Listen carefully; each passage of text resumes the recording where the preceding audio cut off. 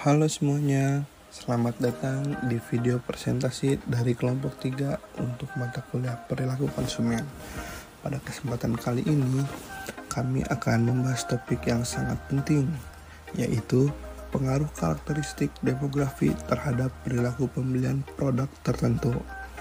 Adapun anggota kelompok kami yaitu Hilmi Muhammad, Muhammad Lendran, dan saya sendiri Muhammad Aulia Yahya yang akan menyampaikan materi ini pada video presentasi berikut. Tak usah lama-lama, mari kita langsung saja kita mulai ke pembahasannya. Sebelumnya, teman-teman sekalian, mari kita bayangkan sejenak. Pernahkah kita bertanya ke diri kita sendiri, mengapa seseorang membeli produk tertentu sementara orang lain tidak tertarik sama sekali pada produk yang sama? Nah, bingung kan? Nah, jawabannya seringkali terletak pada karakteristik demografi konsumen tersebut. Karakteristik demografi mencakup hal-hal mendasar seperti usia, jenis kelamin, dan pendapatan. Meskipun terdengar sederhana, ketiga faktor ini sangat kuat pengaruhnya terhadap bagaimana sih seorang berpikir, merasa, dan akhirnya bertindak saat membeli produk itu sendiri. Mari kita mulai. Yang pertama itu dari usia. Nah, konsumen yang masih muda, misalnya remaja atau dewasa awal, biasanya punya dorongan besar untuk mencoba sesuatu yang baru. Nah, mereka ini tertarik dengan tren, mudah terpengaruh oleh media sosial, dan suka mengeksplorasi. Coba ingat, siapa biasanya yang suka antri panjang saat rilis smartphone terbaru atau minuman kekinian? Betul, pasti kalian jawabnya anak-anak muda. Nah, sebaliknya, konsumen yang lebih dewasa, apalagi yang sudah berkeluarga, cenderung lebih realistis dan mempertimbangkan aspek manfaat, keamanan, dan efisiensi dari produk tersebut. Mereka tidak asal beli, tetapi berpikir apakah barang ini benar-benar dibutuhkan untuk dirinya sendiri atau tidak. Selanjutnya yang kedua yaitu jenis kelamin. Ini juga menarik loh teman-teman. Laki-laki dan perempuan seringkali punya pendekatan berbeda dalam membeli suatu produk. Contohnya nih ya, perempuan umumnya lebih detail. Mereka bisa menghabiskan waktu lebih lama untuk membandingkan kualitas, tampilan, bahkan kemasan produk itu sendiri. Sedangkan laki-laki sebaliknya, biasanya lebih praktis kalau laki-laki.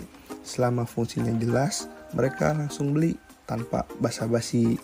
Ada sebuah studi di Manado tentang perilaku pembelian daging sapi yang memperlihatkan bahwa perempuan, khususnya ibu-ibu rumah tangga di atas usia 40 tahun, mendominasi keputusan pembelian ini.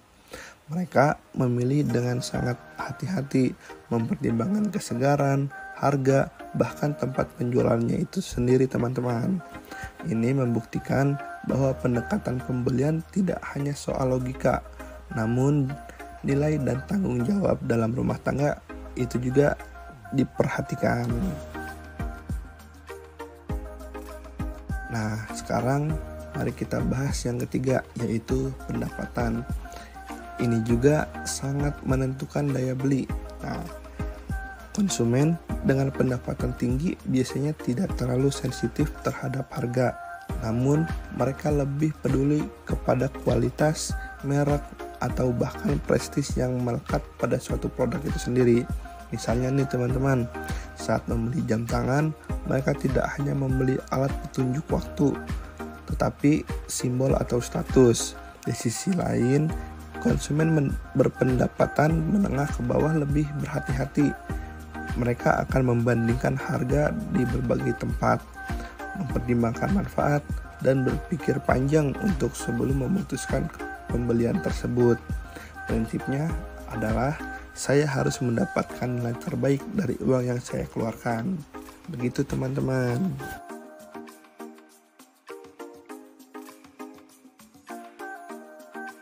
Nah, dari ketiga karakteristik demografi ini teman-teman, kita tidak bisa melihat bahwa perilaku pembelian tidak bisa disamaratakan.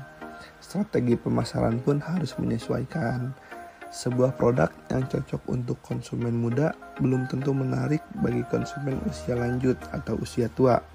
Produk yang disukai perempuan belum tentu menarik bagi laki-laki. Dan tentu saja segmen pasar dengan pendapatan berbeda membutuhkan pendekatan yang berbeda pula, teman-teman.